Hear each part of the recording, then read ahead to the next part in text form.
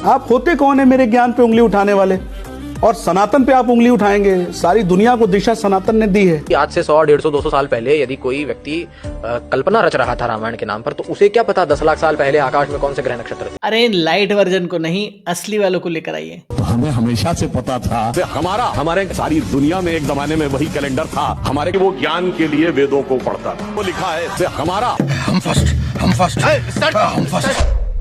Hello friends, मेरा नाम है रवि और स्वागत है आपका इंस्टा ज्ञान के एक और एपिसोड में, जहां पर हम फिर से बात करने वाले हैं सुधांशु त्रिवेदी के स्यूडो साइंस की। मैं तो इनके बारे में वीडियो नहीं बनाना चाहता, पर जब मैंने आपसे पूछा कि क्या पार्ट 2 बनाया जाए या नहीं, तब आप में से 50% से ज्यादा लोगों ने ये बोला कि हमें यही वीडियो देखना है। रिवोट भी करा गया तो उस बार तो 65% से ज्यादा लोगों ने बोला कि हमें यही वीडियो चाहिए। तो ये लीजिए सुधांशु त्रिवेदी साहब का पार्ट 2। यहां पर फिर से डिस्क्लेमर दे दूं कि मैं किसी भी धर्म की बात यहां पर नहीं कर रहा हूं। जो भी इन रील्स में, क्लिप्स में सुधांशु त्रिवेदी जी बोल रहे हैं, उन्हीं बातों का फैक्ट चेक हम कर रहे हैं, उन्हीं बातों का विश्लेषण हम कर रहे हैं और आपको रियल साइंस समझाने की कोशिश कर रहे हैं। क्योंकि ये जो रील्स हैं इंस्टाग्राम पर बहुत ज्यादा सर्कुलेट होती हैं और इन पर लाखों करोड़ों व्यूज आते हैं, तो इस बारे में बात करना भी बहुत ज्यादा जरूरी है। सबसे ज्यादा महत्व हमारे यहाँ किस संख्या का है? 108। कहते ना 108 आप करो। आप सब जाइए अभी नेट पे खोलिए और देखिए कि सन के डायमीटर को देखिए, और सन और धरती के बीच की दूरी को सन के डायमीटर से डिवाइड करिए, 108 आएगा। डिवाइड करना क्यों है? और चंद्रमा के डायमीटर को चंद्रमा और धरती की दूरी से डिवाइड करिए, 109 पॉइंट कुछ आएगा, इक्विवेलेंट 108 आएगा। इसका 109 इक्विवेलेंट हो गया 108 के। ओके, मतलब मन का कारक चंद्रमा। और सुनिए, मन का कारक क्यों चंद्रमा कहा गया? अब तो साइंस ये बताती है कि चंद्रमा में जो प्रकाश दिखता है रात में, वो सूर्य का प्रकाश है। वो सूर्य के प्रकाश से प्रकाशित है, अपने प्रकाश से नहीं। हमारे यहाँ कहा गया मन आत्मा के प्रकाश से प्रकाशित है, अपने प्रकाश से नहीं। तुम्हें भ्रम होता है कि मन का अपना प्रकाश है। अब आप देखिए, इसका मतलब 108 क्या है? जब इस धरती पे हम इन सब बातों का 108 से क्या लेना देना? सूर्य चंद्रमा के आपस के प्रकाश का, मन और आत्मा का, कहां की बात कहां घुमा रहे हैं? कौन सी जलेबियां बना रहे हैं? अब आप देखिए, इसका मतलब 108 क्या है? जब इस धरती पे हम बैठे हैं तो हमारे सोलर सिस्टम का गैलेक्टिक रेशियो है। एक छोटी सी जमीन तोड़ शायरी से शुरुआत करते हैं। अरे ओ सुधांशु सर, आपकी थ्योरी में इतना छेद है कि नासा भी कंफ्यूज हो जाए। अगर 108 में कुछ बात है तो गूगल भी डिफ्यूज हो जाए। विज्ञान से भागकर सिर्फ अंधेरा ही मिलेगा। समझ में आएगी सच्चाई तभी जब तर्क का लट्टू जलेगा। 108 का तिलिस्म बस भ्रम का जाल है। विज्ञान से भागोगे तो दुनिया बेहाल है। भक्तों का लॉजिक बस व्हाट्सएप पे पलेगा, मगर सत्य के प्रकाश में अंधविश्वास जलेगा। तो here it comes, 108 is the secret number of universe. जैसा बाकी अलग अलग धर्मों के लोग भी अपने अलग अलग नंबर बनाकर बैठे हुए हैं, सुधांशु जी का नंबर है 108। तो इसको साइंटिफिकली ब्रेक डाउन करने की कोशिश करते हैं। सूर्य का औसत डायमीटर है 13,92,000 किलोमीटर। पृथ्वी से सूर्य की औसत दूरी, क्योंकि दूरी चेंज होती रहती है, तो एवरेज जो डिस्टेंस है वो है 14,96,00,000 किलोमीटर।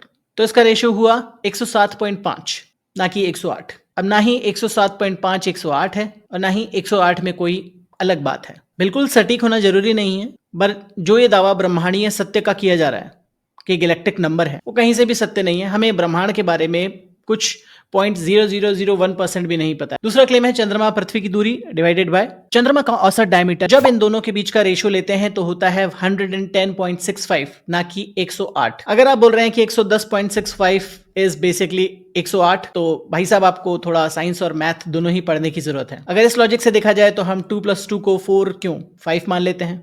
तीसरा क्लेम है कि मन का कारक चंद्रमा है। जैसे चंद्रमा सूरज के प्रकाश से प्रकाशित होता है, वैसे ही हमारा मन भी आत्मा के प्रकाश से प्रकाशित होता है। सुनने में कितनी सुंदर बात लग रही है, फिलोसॉफिकल लग रही है, बट इस बात का क्या सेंस है वो मैं आप पर छोड़ता हूं। जैसे चंद्रमा का अपना कोई प्रकाश नहीं होता, वह सूर्य से प्रकाश लेता है, वैसे ही मन भी आत्मा का प्रकाश नहीं लेता, बल्कि वो दिमाग के न्यूरोट्रांसमीटर्स पर डिपेंड करता है। साइंस नहीं बताया। हम भी इस तरह की एब्सर्ड बातें कर सकते हैं कि अगर मन या दिमाग आत्मा के प्रकाश से चलता तो हमें रात को नींद क्यों आती, बट हम नहीं करेंगे। तो फिर 108 का क्या सिग्निफिकेंस है? 108 नंबर का स्पिरिचुअल सिग्निफिकेंस है, रिलीजियस सिग्निफिकेंस है। 108 बार मंत्र जाप या माला के 108 मन के, इसको अलग अलग तरीके से लोग सिग्निफाई करने की कोशिश करते हैं, बट इसका ब्रह्मांड से कोई लेना देना नहीं है। ये कोई कॉस्मिक नंबर या गैलेक्टिक नंबर नहीं है। और एस्ट्रोलॉजी जब खुद से ही कोई रियल साइंस नहीं है, तो एस्ट्रोलॉजी से सिद्ध होना ये वही है कि वैसे तो पृथ्वी गोल है, पर मैं कहता हूं कि पृथ्वी डिस्क शेप की है। क्योंकि मुझे ऐसा लगता है। तो फिर क्यों कई लोग बार बार इस तरह की बातें करते हैं, 108 को बहुत महत्व देते हैं? तो इसके दो कारण हैं, पहला तो कंफर्मेशन बायस और दूसरा डेटा की चेरी पिकिंग, जो अक्सर होता है। जब हम पहले से मान चुके हैं कि 108 कोई कॉस्मिक नंबर है, तो हम उन्हीं उदाहरणों को ढूंढते हैं जो उसके आसपास हो, और बाकी जितने भी उदाहरण हैं उनको इग्नोर कर देते हैं। मान लीजिए किसी स्कूल में 500 बच्चे हैं, उसमें से 15 बच्चों का जो रोल नंबर है वो 108 है, तो हम कह देंगे देखा 108 मिस्ट्री का सबूत। जबकि बाकी 485 बच्चों के रोल नंबर हमारे लिए इरेलेवेंट हो जाते हैं। तो जो रेशियो 108 के आसपास आता है, मैं तो 108 के आसपास ही बोल रहा हूं, एग्जैक्ट 108 तो कभी आया ही नहीं, जैसा आपने देखा। तो जो भी रेशियो 108 के आसपास आता है उसे हम बढ़ा चढ़ाकर प्रचारित करते हैं, और जो बाकी रेशियोज आते हैं जो बहुत दूर होते हैं 108 से, उसको हम इग्नोर कर देते हैं कि नहीं नहीं वो इसके लिए रेलेवेंट नहीं है। जैसे 107.5 है तो हम कहेंगे राउंडिंग करके 108 मान लो, 110.65 है तो हम कहेंगे उसको 108 मान लो, अपनी कन्वीनियंस के हिसाब से। तो सुधांशु जी जैसे जो लोग हैं वो मॉडर्न साइंस की जितनी भी डिस्कवरीज हैं उनको प्राचीन चीजों से प्रूव करने की कोशिश करते हैं कि देखो हमें तो सबसे पहले पता था, हम फर्स्ट। तो मैं हमेशा बोलता हूं कि अगर हमें सब कुछ पहले से ही पता था, हर धर्म में, यहां पर हम एक धर्म की बात नहीं कर रहे, हर धर्म वाले ये बोलते हैं कि सब कुछ पहले से ही लिखा हुआ है। जब सब कुछ पहले से ही लिखा हुआ है तो हम क्यों नहीं उस ज्ञान को ले लेते? मॉडर्न साइंटिस्ट अपना टाइम क्यों वेस्ट कर रहे हैं इतनी सब कुछ डिस्कवरीज करके? और दूसरी बात है कि अगर हम महान थे, हमारा कल्चर महान था, बहुत अच्छी बात है, पर हम प्रेजेंट में क्या कर रहे हैं? प्रेजेंट में हमारी सिचुएशन क्या है उस पर हम कब ध्यान देंगे, जो कि ज्यादा जरूरी है। हमारा प्रेजेंट हमारे फ्यूचर से जुड़ा हुआ है, हमारे बच्चों और उनके बच्चों के फ्यूचर से जुड़ा हुआ है, उसके बारे में हम क्या कर रहे हैं? अगर ब्रह्मांड का कोई फेवरेट नंबर होगा भी हाइपोथेटिकली, तो वो पाई जैसा नंबर होगा या फिबोनाची सीक्वेंस का कोई नंबर होगा, ना कि 108 जैसा सिंपल सा नंबर। जो आने वाली रील है उसमें भी हम सिर्फ सुधांशु जी जो बोल रहे हैं उसी बात का जवाब दे रहे हैं, बाकी इस वीडियो का किसी भी धर्म से कोई लेना देना नहीं है। पूछा गया था कि भगवान हुए कब, ये तो बताइए, यहां हुए कि नहीं ये बताइए। अब आप ये बताइए कि आज हम समय कहते हैं, उनका एग्जैक्ट टाइम लिखा है। जैसे आज हम टाइम कह रहे हैं, दिल्ली में कुछ और है, लंदन में कुछ और है, तो एक GMT ग्रीनिच मीन टाइम बताया गया। पर अगर आपसे पूछा जाए टाइम का एब्सोल्यूट मेजरिंग पैरामीटर क्या है, which is equally applicable on earth, moon, solar system and any point in the space, it is only the relative position of planet. Anywhere in the universe, how is it possible? और भगवान राम का वो exact relative position of planet जो Einstein का fourth dimension कहा जा सकता है, वो लिखा है कि मेष राशि में सूर्य था, मकर राशि में मंगल था, तुला राशि में शनि था, मीन राशि में शुक्र था। और जब नासा ने अपने प्लेनेटोरियम गोल्ड सॉफ्टवेयर में डाला तो 5114 BC की डेट निकल आई। इससे ज्यादा किसी को सबूत चाहिए? तो ये बहुत पुरानी अफवाह है जो सोशल मीडिया फॉरवर्ड और व्हाट्सएप यूनिवर्सिटी के जरिए फैलाई जा रही है बहुत समय से। धर्म अपनी जगह है, आस्था अपनी जगह है, जिस भी चीज में आप विश्वास रखना चाहते हैं आप स्वतंत्र हैं। पर नासा ने कभी भी प्रभु श्री राम की जन्म तिथि पर कोई भी शोध नहीं किया है। हिस्टोरिकल तिथियों का निर्धारण जो है वो हिस्टोरिकल फैक्ट्स के बेसिस पर और जितने भी एविडेंस हमें मिले हैं, आर्कियोलॉजिकल एविडेंस, उस बेसिस पर किया जा सकता है। और नासा के पास प्लेनेटेरियम गोल्ड नाम का भी कोई सॉफ्टवेयर नहीं है जो प्राचीन काल में हुई घटनाओं की तिथियों की पुष्टि कर सके। नासा ये जितने भी एस्ट्रोनॉमिकल ऑर्गेनाइजेशन है वो स्टेलेरियम जैसे सॉफ्टवेयर्स का यूज करती हैं जो प्लेनेटरी पोजीशंस को बताता है। अगर मान लीजिए किसी सॉफ्टवेयर ने उसका सही निर्धारण करने की कोशिश भी की तो ग्रहों की स्थिति समय के साथ चेंज होती रहती है और उसको बैक डेट में चेक करना ऑलमोस्ट इम्पॉसिबल है, क्योंकि छोटी सी चीज जो है वो किसी भी प्लेनेट की पोजीशन को चेंज कर सकती है और हल्का सा चेंज आते ही पूरा सिस्टम चेंज हो जाएगा। तो बैक डेट में किसी चीज को चेक करना, प्राचीन तिथियों को चेक करना बहुत ज्यादा मुश्किल है और कोई सॉफ्टवेयर को करेगा भी तो उसके जो एरर रेट होगी वो कहीं ज्यादा हाई होगी। दूसरा, जो ज्योतिषीय राशियां होती हैं उनका प्लैनेटरी पोजीशन से कोई लेना देना नहीं होता, यानी प्लैनेट्स और ज़ोडिएक साइंस आपस में कोई रिलेशन नहीं रखते साइंस के हिसाब से, पर वैदिक एस्ट्रोलॉजी के हिसाब से ग्रहों का और राशियों का आपस में सीधा सीधा रिलेशन है। और अगर हम 5114 ईसा पूर्व की तिथि को देखें तो तकरीबन निकलती है ग्रेगोरियन कैलेंडर के हिसाब से 7139 वर्ष पूर्व। इतना पहले का एस्ट्रोनॉमिकल डेटा निकालना किसी भी सॉफ्टवेयर के लिए ऑलमोस्ट इम्पॉसिबल है। क्यों कोई भी सॉफ्टवेयर उस डेटा को निकाल लेगा, बट उसका वेरिफिकेशन कैसे होगा कि जो डेटा निकाला जा रहा है वो एरर रेट उसका कम से कम है? उसके लिए हमारे पास कोई फिजिकल प्रूफ तो है ही नहीं। इस बात का जवाब दिया था एक और व्यक्ति ने, उनकी बात भी सुन लेते हैं पहले। यदि आज से 100, 150, 200 साल पहले यदि कोई व्यक्ति कल्पना रच रहा था रामायण के नाम पर, तो उसे क्या पता 10 लाख साल पहले आकाश में कौन से ग्रह नक्षत्र थे? 100-150 साल पहले रामायण 100-150 साल पहले लिखी गई थी, और रामायण 10 लाख साल पूर्व की घटना है। आज तो चलिए सॉफ्टवेयर भी हम आज देख सकते हैं, लेकिन उस समय तो सॉफ्टवेयर थे नहीं। यदि जो लोग कहते हैं कल्पना है रामायण, वो भी ये तो मानते ही है ना कि ये कल्पना भी यदि है तो 500-600 साल पहले लिखी गई होगी। तो 500-600 साल पहले उन्हें कैसे पता चलेगा कि ये 10 लाख साल पहले या 5000 साल पहले ये ज्योतिष 10 लाख और 5000 में बहुत फर्क होता है दोस्त, ठीक है। के रेफरेंस घट रहे थे। तो ये तो होस्ट को देख रहे हैं आप? तभी हो सकता है जब किसी ने आंखों से देख करके बताया हो कि बुध की स्थिति ये थी, चंद्रमा की स्थिति ये थी, इस नक्षत्र की स्थिति ये थी। और रामायण में हर इवेंट की जो डेटिंग है वो ऐसे नहीं बताई कि 16 जनवरी 18 जनवरी, ऐसे नहीं बताई है। 16 जनवरी 18 जनवरी, आर यू किडिंग मी? ये जो कैलेंडर है दोस्त, वो ग्रेगोरियन कैलेंडर है जो आज से अप्रोक्सीमेटली 500 साल पहले ही आया है। अब तुम बता रहे हो 5000 या 10 लाख साल पहले, उसके बीच का अगर कालखंड है तो उसमें जनवरी, फरवरी, मार्च, अप्रैल का उल्लेख नहीं किया जाएगा। उस समय किसी और कैलेंडर, पंचांग का उपयोग किया जाएगा, ना कि जनवरी, फरवरी। ठीक है, बहुत इंपॉर्टेंट चीज थी ये, काउंटर क्वेश्चन करना चाहिए था। चाहे वो पंचवटी का समय हो, चाहे वो युद्ध का समय हो, चाहे वो भगवान राम के जन्म का समय हो, वो सबकी डेटिंग एस्ट्रोनॉमिकल रेफरेंस के द्वारा बताई गई है कि उस समय आसमान में किन ग्रह नक्षत्रों की क्या क्या स्थिति थी। तो उस स्थिति को जब हम सॉफ्टवेयर में डालते हैं तो पता चलता है कि एक्चुअल में वो ग्रह नक्षत्र आसमान में घटित हुए थे। इससे पता चलता है कि रामायण को लिखने वाला व्यक्ति रामायण के समय मौजूद था। भगवान राम का जब जन्म हुआ तो एक्चुअल में उस जन्म दिवस के दिन आसमान को निहार करके उस श्लोक का निर्माण हुआ कि ये ग्रह नक्षत्रों की स्थिति थी। यहाँ से जब हम इतना अध्ययन करते हैं तो हमें पता चलता है कि रामायण माइथोलॉजी नहीं है। इसलिए माइथोलॉजी कहना आसान है, पर एक्चुअल में जब हम एविडेंस को देखेंगे तो वो हिस्ट्री की ओर ही जाएगा। लड़के ने चिट्ठा खोल कर रख दिया। इन भाई साहब का तो ट्रैक रिकॉर्ड रहा है कुछ भी बोल देने का मुंह उठाकर, बट फिलहाल इस बात पर पॉइंट पर रहते हैं। ये भी कुछ इसी प्रकार की बात कर रहे हैं, सुधांशु सर जैसी।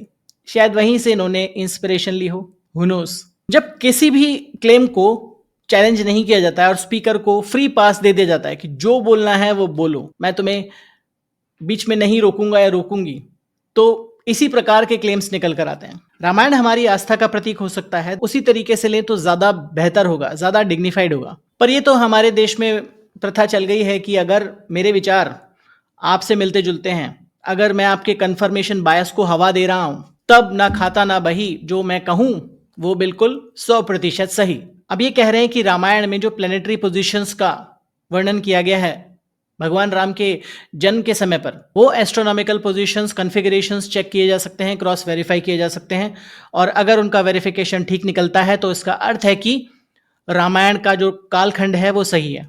पर इन्होंने इस रील में उस कालखंड को तो बताया ही नहीं, वो 10 लाख साल पहले हुआ था या 5000 साल पहले हुआ था या 7000 साल पहले हुआ था, क्योंकि सुधांशु जी के हिसाब से वो हुआ था अप्रोक्सीमेटली आज से 7200 साल पहले।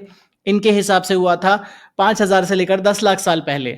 अब मैं इसमें नहीं पढ़ूंगा कि वो माइथोलॉजी है या सच है, वो मैं आप पर छोड़ता हूं। यहां पर हम सिर्फ इस पॉइंट की चर्चा कर रहे हैं। सिर्फ जैसा हमने कहा कि astronomical back dating is highly unreliable. जो हमारे एंशिएंट टेक्स्ट हैं उसमें जो भी एस्ट्रोनॉमिकल रेफरेंसेस दिए जाते हैं वो काफी वेग और जनरलाइज्ड होते हैं, और वो मल्टीपल टाइम पीरियड्स को मैच कर सकते हैं अर्थ के रोटेशन के बेस पर और उन प्लैनेट्स की या उन कॉन्स्टलेशन के अलाइनमेंट्स के बेसिस पर। और जब उनको सॉफ्टवेयर में डाला जाएगा तो वो टाइम मैच हो सकता है, is a very good possibility. But उसका एरर रेट कितना है वो चेक करने के लिए हमारे पास कोई रेफरेंस पॉइंट नहीं है। अब इस तरह के जो मॉडर्न इंटरप्रेटर्स हैं वो हजारों साल के कालखंड को देखते हैं और उनमें जो पॉसिबल एस्ट्रोनॉमिकल कॉन्फ़िगरेशन है उनको देखते हैं। जो मैच हो जाता है वो कहते हैं कि देखो मैच हो गया, मैं सही कह रहा हूं, और जो मैच नहीं होता उसको हटा देते हैं।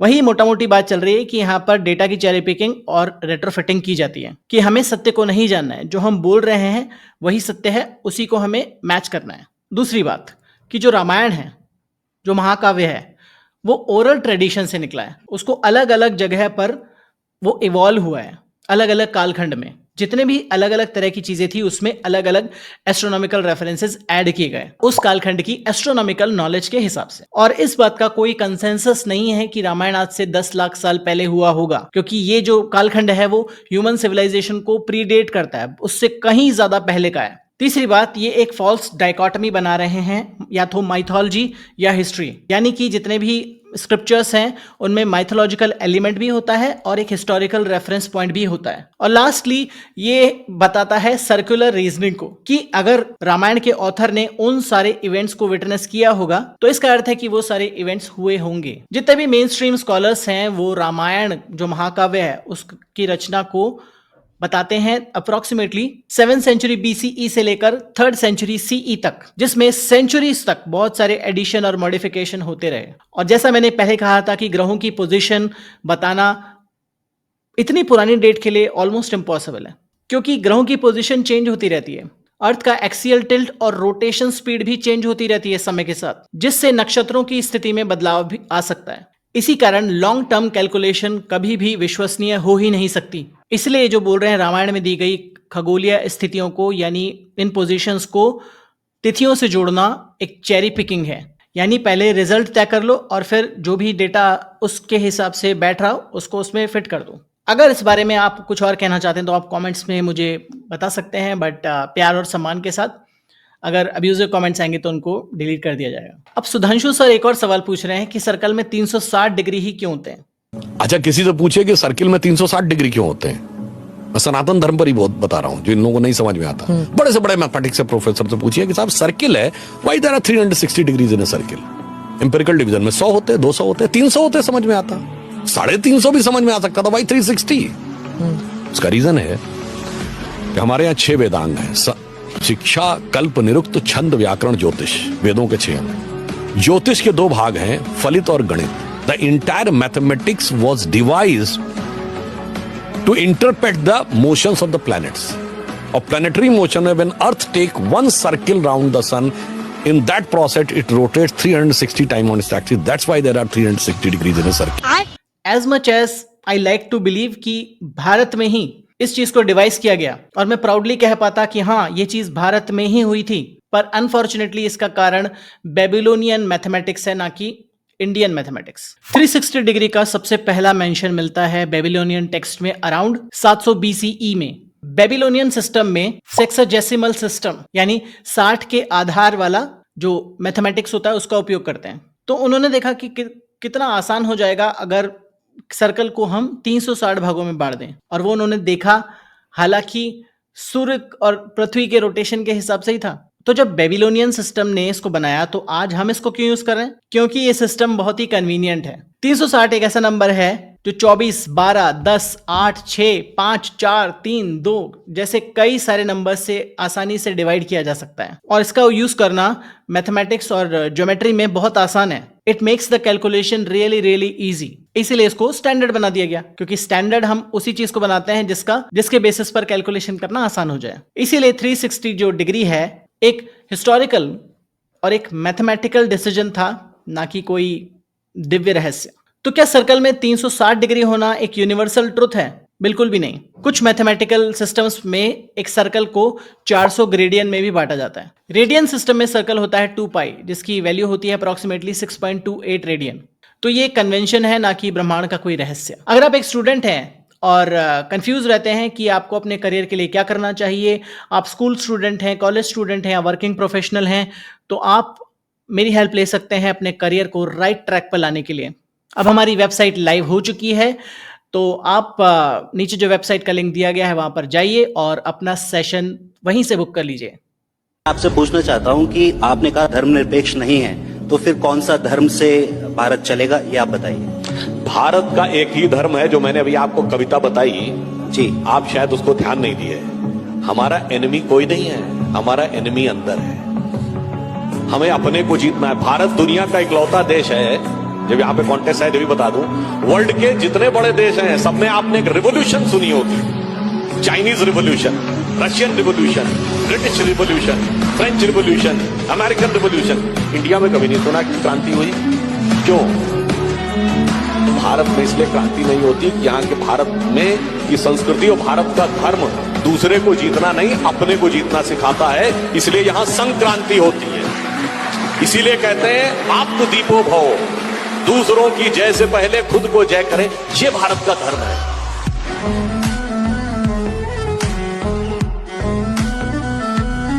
सुधांशु जी भारतीय जनता पार्टी से आते हैं, इसलिए शायद वो भूल गए होंगे कि भारत में बहुत सारी क्रांतियां हुई हैं उनकी पार्टी के आने से बहुत पहले। तो ये दावा करें कि भारत में कोई क्रांति नहीं हुई, हमारे यहाँ क्रांति नहीं संक्रांति होती है। भारतीय संस्कृति खुद को जीतना सिखाती है, दूसरों को नहीं। और वर्ल्ड के दूसरे देशों में रेवोल्यूशन हुए पर हमारे यहाँ नहीं हुए, और ये बड़े बड़े क्लेम वो कर रहे हैं बेसिकली। तो ऑफ कोर्स ये अगेन बच्चा जानता है कि भारत में बहुत सारी क्रांतियां हुई हैं और भारत का इतिहास क्रांतियों से भरा हुआ है। बौद्ध क्रांति हुई अराउंड 500 BCE, जाति व्यवस्था के खिलाफ गौतम बुद्ध का आंदोलन। 250 BCE के आसपास में सम्राट अशोक का धम्म आंदोलन, अहिंसा और बौद्ध धर्म का प्रसार। 7वीं से 17वीं शताब्दी के बीच भक्ति आंदोलन, धार्मिक सुधार और सामाजिक समानता। 1857 में सबसे बड़ी क्रांति, हमारे स्वतंत्रता संग्राम की शुरुआत, ब्रिटिश हुकूमत के खिलाफ हमारा पहला विद्रोह। उसके बाद फिर स्वतंत्रता संग्राम 1885 से 1947। इसके बाद भी बहुत सारी क्रांतियां होती रही, चलती रही, जैसे 1974-75 का जेपी आंदोलन, जिस पार्टी से सर आते हैं उनकी पार्टी का उद्गम जन्म उसी आंदोलन से हुआ था। उसके अलावा भी छोटी मोटी क्रांतियां होती रहती, जैसे अन्ना हजारे ने किया था, फिर किसान आंदोलन एंड दिस एंड दैट। तो क्रांतियां हमारे यहाँ बहुत होती रहती हैं। क्रांतियां, विरोध प्रदर्शन, ये एक सिस्टम में, एक रिपब्लिक सिस्टम में आम बात है कि अगर मुझे किसी की बात पसंद नहीं है तो मैं उसके खिलाफ उस बात को कह सकता हूं। जब सिस्टम का जोर इतना ज्यादा हो जाए कि जनता सहन ना करे, तब होती है क्रांति। अगर ये कहते कि भारत देश ने किसी और दूसरे देश पर आक्रमण नहीं किया तो मैं इनकी बात को काफी हद तक मान लेता, क्योंकि हमारा देश शांति प्रिय देश है। ये किसी पर आक्रमण नहीं करता, दूसरों के आक्रमण बहुत सहे पर किसी देश पर आज तक आक्रमण नहीं किया। लेकिन इसका मतलब ये नहीं है कि भारत ने कभी विद्रोह नहीं किया। जहां पर जरूरत पड़ती है वहां पर विद्रोह करना बहुत ज्यादा जरूरी हो जाता है। सम्राट अशोका से लेकर चोल साम्राज्य तक सभी जगह बहुत सारे युद्ध हुए, बहुत सारी लड़ाइयां हुई, और क्रांति और संक्रांति की तुलना ही गलत है। It's like comparing apples with oranges. Sankranti है एक खगोलीय घटना जब सूर्य एक राशि से दूसरी राशि में प्रवेश करता है, और क्रांति है सामाजिक या राजनीतिक बदलाव के लिए किया गया जन आंदोलन। तो बॉटम लाइन ये है कि शायद इन्होंने बाकी देशों के रेवोल्यूशन तो पढ़े, बट अपने देश में जो महान क्रांतियां हुई उसके बारे में पढ़ना थोड़ा भूल गए शायद। हमारे देश में जो भी क्रांतियां हुई वो सामाजिक राजनीतिक सुधारों के लिए थी, ना कि सिर्फ हिंसक विद्रोह। और भारत का स्वतंत्रता संग्राम शायद दुनिया का सबसे बड़ा स्वतंत्रता संग्राम रहा, जो इतने सालों तक चला, जिसमें लाखों स्वतंत्रता सेनानियों ने अपना बलिदान दिया। तो ये कहना कि भारत में कोई क्रांति नहीं थी, ये कहना उन सभी स्वतंत्रता सेनानियों के बलिदान को थोड़ा अनदेखा करना होगा। और हमारा देश धर्मनिरपेक्ष है या नहीं, उसके लिए आप हमारे देश का संविधान पढ़ लीजिए, वहीं से सब कुछ क्लियर हो जाएगा। होपफुली आपको ये वीडियो पसंद आया होगा। हम इस तरह के वीडियो बनाते रहते हैं। अगर आप हमारे सब्सक्राइबर नहीं हैं तो प्लीज सब्सक्राइब, और इस तरह के वीडियोस आपको देखने को मिल जाएंगे। मिलूंगा ऐसे ही एक और अमेजिंग वीडियो में यहाँ पर। तब तक अपना ध्यान रखिए एंड बी लॉजिकल।